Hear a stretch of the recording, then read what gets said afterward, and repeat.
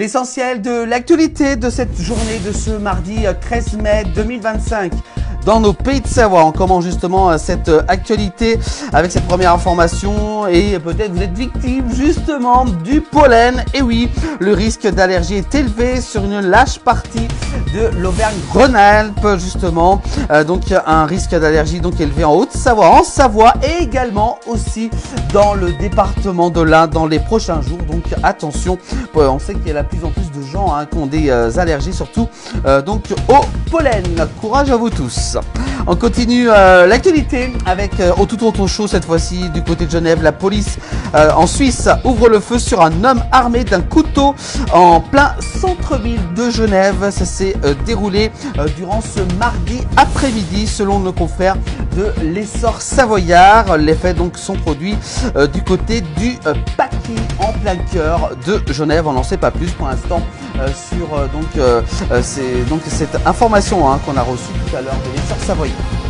On continue avec également du côté d'Annecy, ils retrouvent des cambrioleurs de sa maison grâce à la localisation de leur tablette. Et oui, la victime donc justement d'un cambriolage à Entrelacs a retrouvé les cambrioleurs de sa maison du côté d'Annecy ce mardi 13 mai dans la nuit grâce à une technique particulière, la géolocalisation de sa tablette. Et oui, c'est qu'on parle souvent de géolocalisation de nos téléphones portables et également aussi se trouve aussi donc sur vos tablettes.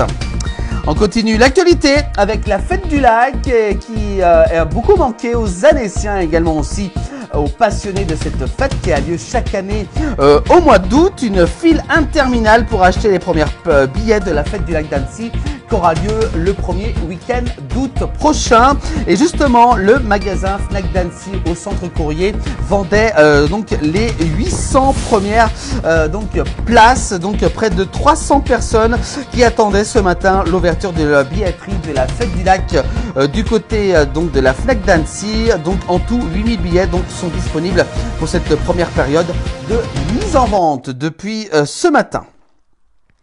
On continue avec ce samedi 10 mai, une violente rixe a éclaté entre plusieurs personnes en plein cœur du centre-ville de Rumilly en Haute-Savoie. À l'issue de sa garde à vue, justement, l'agresseur a été présenté au parquet d'Annecy. Il écope de 30 mois de prison ferme.